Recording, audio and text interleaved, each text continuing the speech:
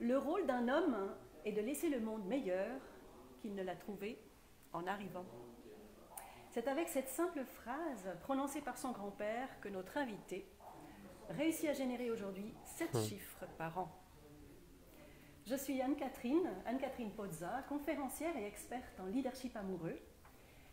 Et depuis 15 ans, je guide les entrepreneurs à succès à décupler leur capital érotique afin de continuer à faire rayonner leur entreprise, leur business, sans sacrifier leur vie amoureuse. Auteur de 3 livres sur l'amour, j'ai à cœur de partager avec les entrepreneurs et les leaders des témoignages inspirants afin qu'ils puissent concilier passion professionnelle et vie amoureuse agile. J'ai le plaisir d'accueillir Julien Musi. Merci. Bonjour Julien. Bonjour. Donc nous sommes ici à Paris où Julien m'accueille.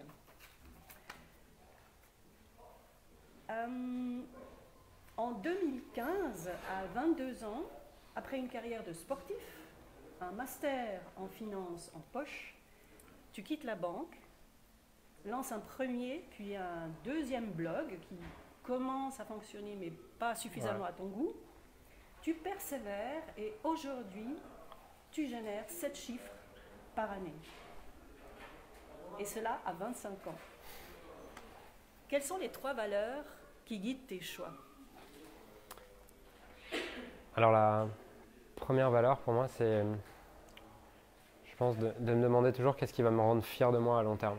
Tu vois, c'est longtemps, c'était pas ça. Et ce qui m'a fait d'ailleurs quitter la banque à 22 ans, c'est cette étude de Bronnie Ware que je pense que beaucoup de monde connaissent dans le monde du développement personnel, cette infirmière qui fait une étude sur plusieurs milliers de personnes, qui leur demande à la fin de votre vie, qu'est-ce que vous pensez de votre vie? Et en fait, 95% des gens regrettent.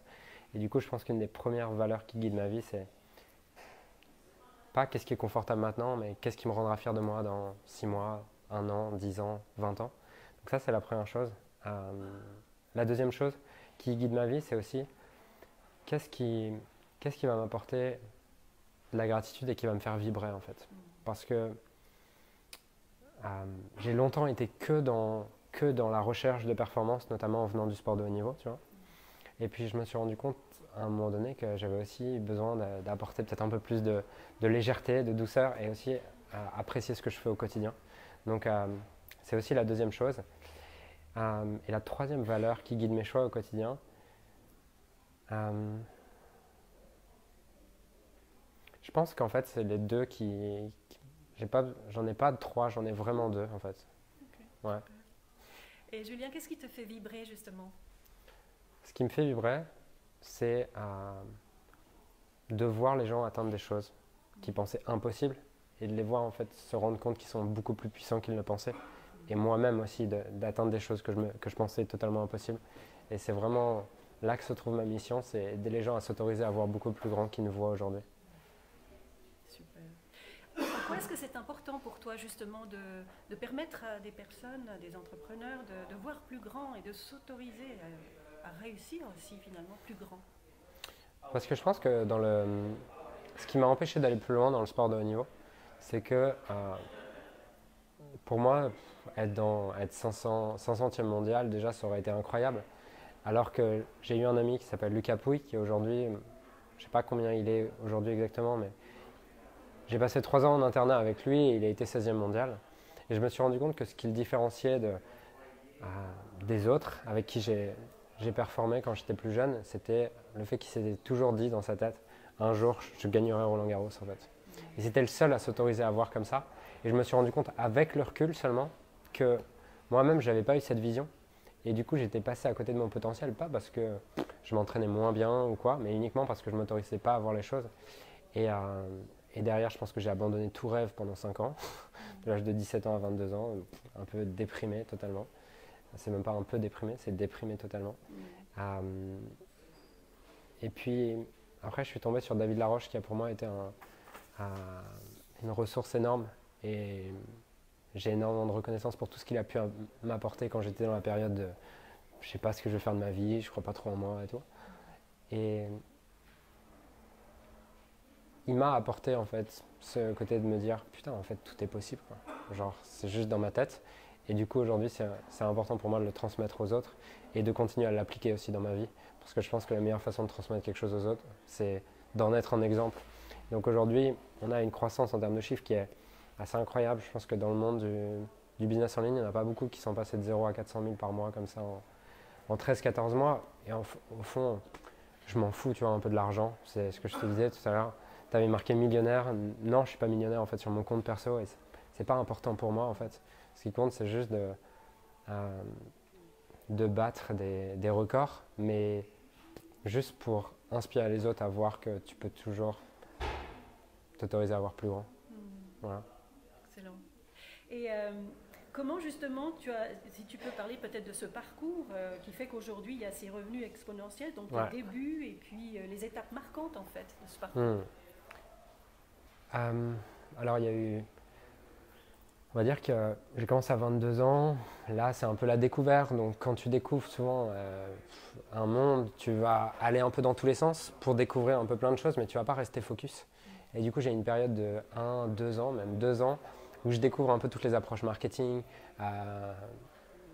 les approches de vente, les approches business, les approches YouTube, compagnie.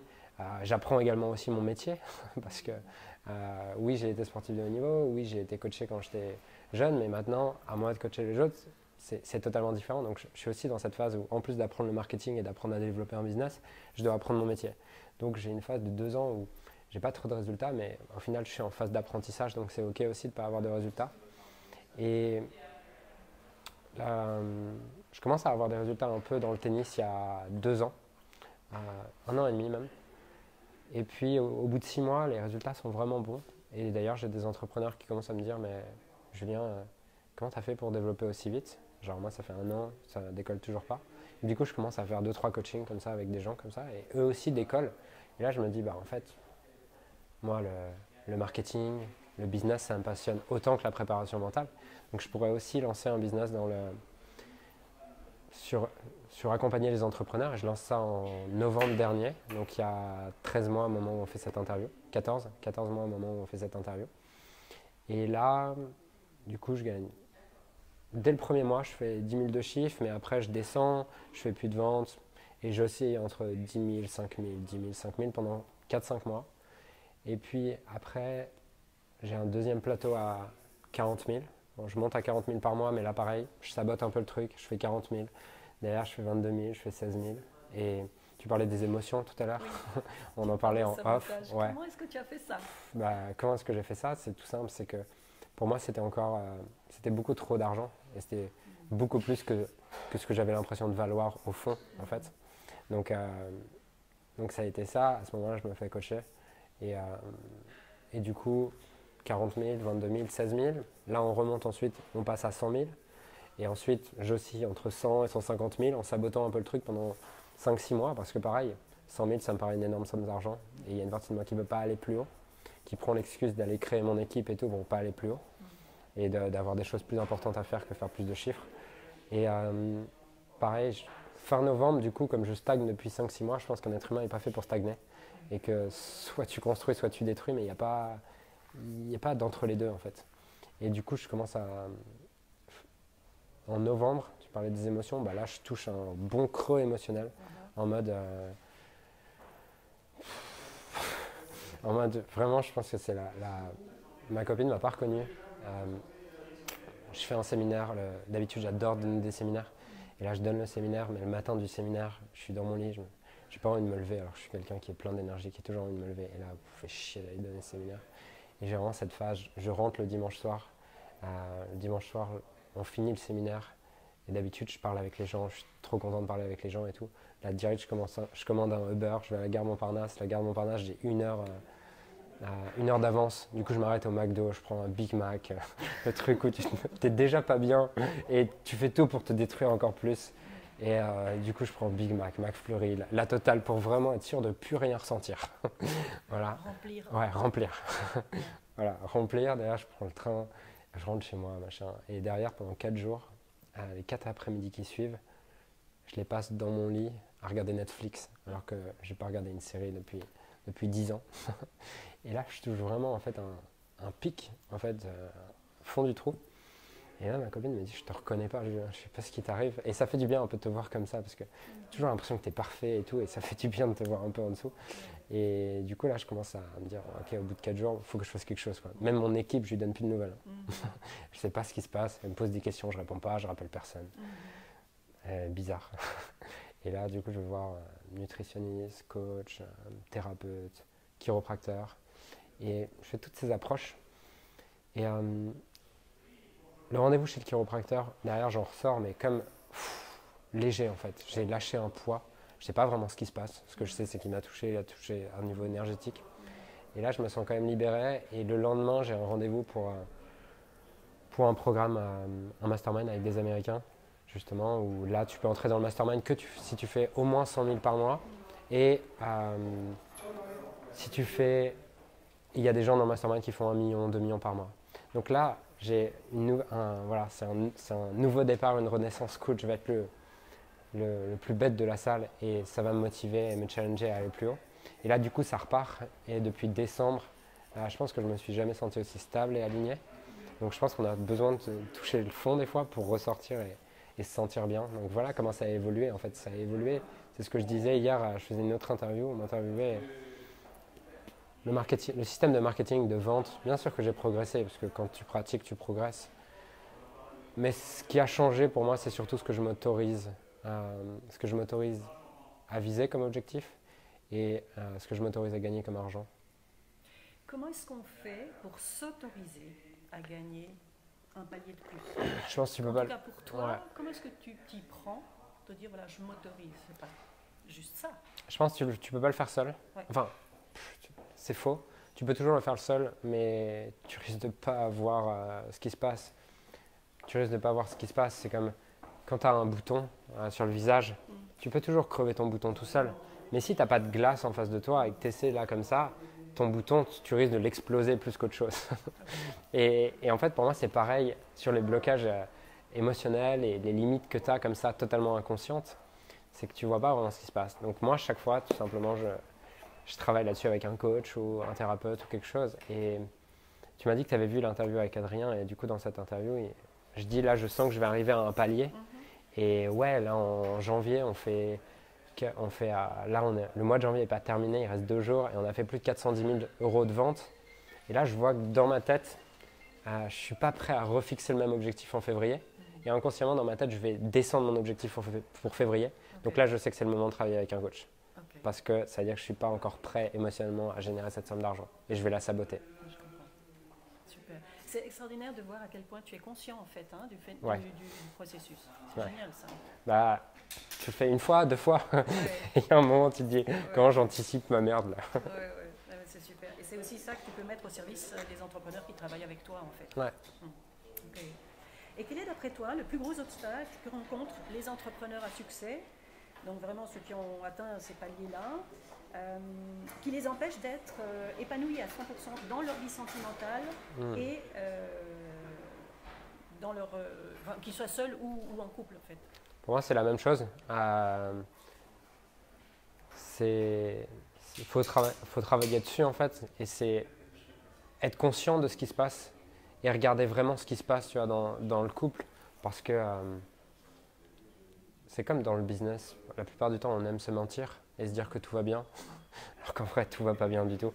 Et moi, avec ma chérie, par exemple, on a traversé vraiment des périodes de crise. Et de mon point de vue, c'est nécessaire d'avoir des périodes de crise, comme partout, parce que c'est ce qui te permet d'évoluer, de faire croître les choses, et à chaque fois, on s'est fait accompagner. Et aujourd'hui, on se fait encore accompagner parce que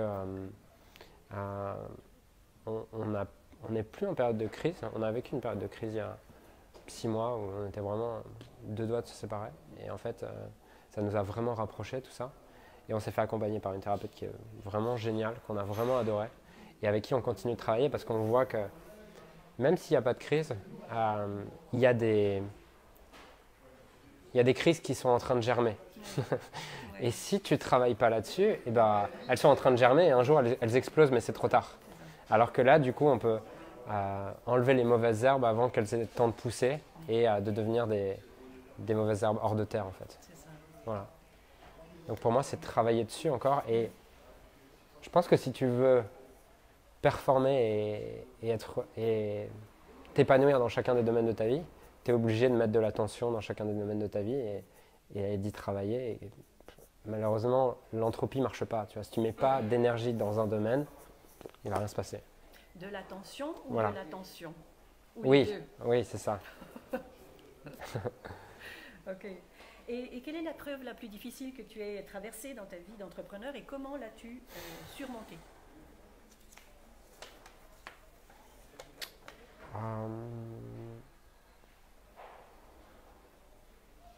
L'épreuve la plus difficile, en fait, j'aime pas ce mot-là parce que je pense que j'ai eu la chance de me forger mentalement et émotionnellement avec le sport de haut niveau et travailler également beaucoup sur moi, notamment entre 17 et 22 ans où j'étais malheureux, que c'était plus travailler sur moi pour me sentir bien que pour performer. Qu'en arrivant dans l'entrepreneuriat, j'avais déjà cette croyance ancrée que tout est parfait. Tu vois, même là, dans la période de crise que je partage en novembre, au final, émotionnellement, je me sens pas bien, mais je sais que c'est bon pour moi et je sais que c'est parfait ce qui m'arrive et que ça va me permettre de grandir, tu vois.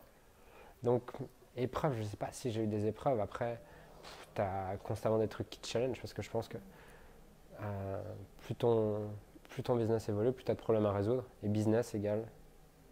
Le cœur du business, c'est résoudre des problèmes. Le sens d'un business, c'est résoudre des problèmes pour des gens. Voilà. Donc, j'ai eu plein de challenges à différents moments. Je ne sais pas s'il y en a eu des plus gros que d'autres. Peut-être celui de novembre, franchement, où je me sens mal, mais ça dépend sur quel plan. Parce que on est loin d'être. On a une trésorerie qui est super haute, fin novembre. Sur le papier, tout est bien, mais émotionnellement, je me sens vide, en fait. Alors qu'avant, c'était plus. Émotionnellement, je me sens bien, mais on n'a pas de thune. Ok, d'accord. Donc, il y a eu, à un moment donné, on ne va pas en générer une règle, mais à un moment donné, il y a eu ce décalage, en fait. Hein? Ouais, ok. Ok, excellent. Bon, tendez les oreilles. Mes amis, nous allons maintenant aborder un sujet qui est palpitant.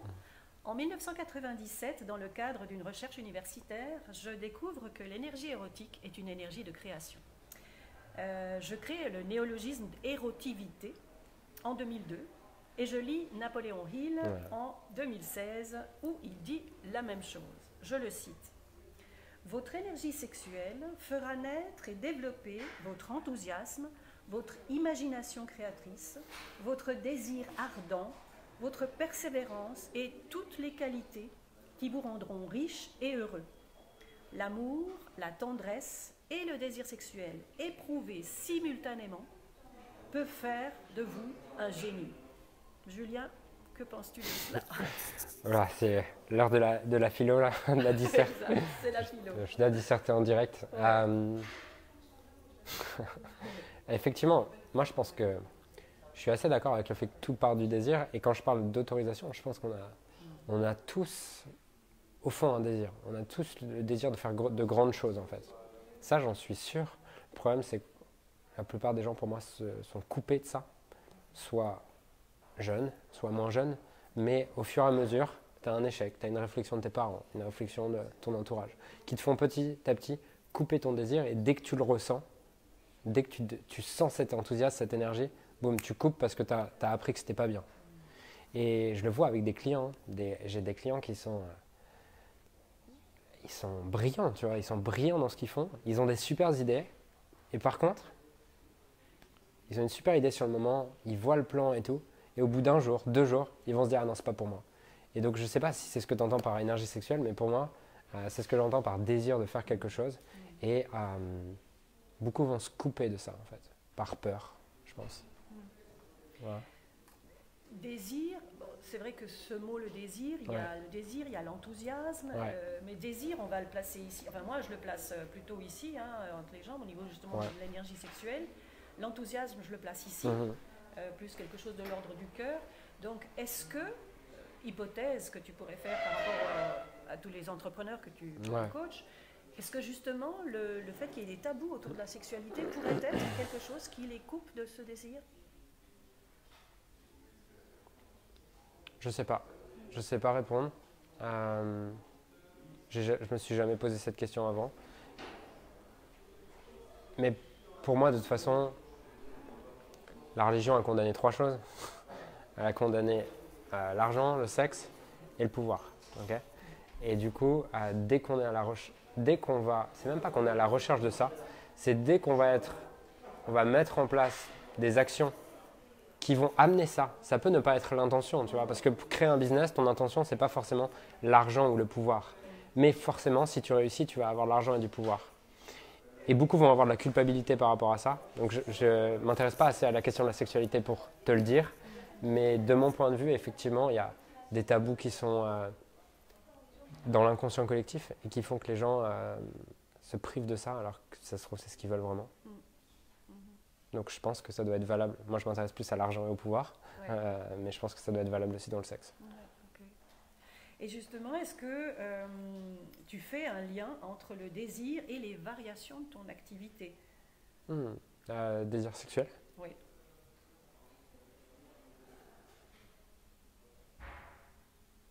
Est-ce que tu as pu voir une corrélation par moment? J'ai mis aucune conscience là-dessus. Okay. Je pourrais en mettre. Okay. Une autre question un peu liée à ça, c'est comment est-ce que tu gères ta libido quand elle est en berne, c'est-à-dire quand tu n'en as pas? Moi j'en ai toujours. Ok, plutôt bon signe. Ok, excellent, très bien. Et, mais c'est marrant parce qu'en fait entre 16 et 22 ans, j'en avais pas du tout en fait. Zéro. Et à partir du moment où plus je me suis autorisé à vivre la vie que je voulais vraiment, plus c'est remonté en fait. Voilà. De nouveau, donc s'autoriser. Après, je pense que tu serais mieux placé pour en parler, mais je pense que ce qui va, de mon point de vue, qui est moins expert que le tien, c'est que ce qui fait que beaucoup de personnes n'ont pas de libido, entre guillemets, c'est peut-être qu'ils en ont, mais qu'ils sont trop dans leur tête pour en avoir. Et donc forcément, si tu n'es pas bien dans ce que tu fais au quotidien, le soir, tu es encore encombré mentalement. Exact. Voilà. Exact. Donc forcément, entre 17 et 22 ans, j'étais tellement pas bien que mon être n'était pas bien. Donc forcément, ma sexualité fait partie de mon être. Là, aujourd'hui, depuis 1 an et demi, je suis vraiment à ma place. En fait, ça fait 2 ans que je pense que c'est les deux... Je sais pas si c'est les 2 plus belles années de ma vie, parce que j'ai adoré la partie sportive de haut niveau, mais c'est 2 années que j'ai vraiment adoré, donc forcément ma libido va avec. Mais ce qui est sûr, c'est qu'à partir du moment où j'ai été en couple, c'est à partir de là que mon chiffre d'affaires a explosé en fait. Je me suis mis en couple en juillet. À l'époque, je faisais 3 000 € par mois. En juillet 2010, on est 2017, donc ça fait 1 an et demi. Je faisais 3 000 € par mois, je me suis mis en couple. Et aujourd'hui, 410 000. Donc je remercie la femme avec qui je suis pour ça. Oui. La muse. C'est ça. Napoléon Hill le dit aussi, qu'il y a souvent une muse qui soutient. Mais franchement, moi j'en suis convaincu que je serais vraiment pas là où j'en suis sans la femme avec qui je partage ma vie aujourd'hui, parce que elle m'a fait grandir sur tellement de points. C'est pas toujours agréable parce que les hommes qui nous regardent savent à quel point les femmes ont cette capacité à pointer du doigt ce que tu n'as vraiment pas envie d'aller voir. Et je pense qu'on est pareil sur vous en fait. Et du coup, elle m'a fait grandir sur les sujets sur lesquels j'avais vraiment pas envie de grandir, mais qui ont été responsables du fait des évolutions dans mon business. Parce que pour moi, tu n'as jamais un problème business, tu as un problème personnel qui se reflète dans ton business. Voilà. Et au final, il se reflète dans ton business, dans ton couple, dans tout. Absolument, voilà. absolument. Je trouve remarquable que tu aies pu trouver une personne qui peut grandir avec toi, parce que peut-être elle a aussi des challenges, et que vous puissiez grandir ensemble. Parce que sinon, effectivement, il y en a un qui se développe et l'autre reste là. Ça peut arriver dans des couples. Tout d'un coup, un des deux se développe beaucoup et l'autre reste. Et là, ça crée un vrai gap. En fait, je pense que nous, on a eu ça, parce qu'effectivement, je me suis énormément développé. Oui. Je pense que quand on s'est rencontrés, elle était en avance sur moi. Elle gagnait plus d'argent que moi, plus je pense, de recul sur plein de choses que moi. Et donc, du coup, j'ai rattrapé, entre guillemets, et après, j'ai explosé. Et du coup, il y a une période un peu de friction, quoi, où ça fait chier de voir à quel point je me développe. Ça la ramène au fait qu'elle réalise peut-être pas ses rêves et tout. Et là, depuis justement cette période de crise, ça lui a permis de se dire « Ah putain, Julien, en fait, c'est un humain, il a aussi ses périodes de crise. » Et depuis, elle aussi, en fait, s'autorise à aller beaucoup plus vers ses rêves. Magnifique. Ouais. Eh bien, justement, parlons de rêve. À quoi rêve un entrepreneur comme toi quand on se dit, voilà, on a atteint tellement des paliers, on a déjà tout. À quoi est-ce que tu rêves? Ouais. Là, je suis dans dans une nouvelle période depuis quelques jours, en fait, où je vois que mes aspirations évoluent. Et donc, bien sûr que on fera, on fera plusieurs. J'ai envie d'atteindre la barre des 10 millions de chiffres, en fait, plus un challenge comme ça, j'aime ça. Mais je sens que là, mes aspirations sont plus sur former mon équipe, développer mon équipe et automatiser un peu plus l'entreprise. En fait, moi, être juste le dirigeant, plus du tout exécutant.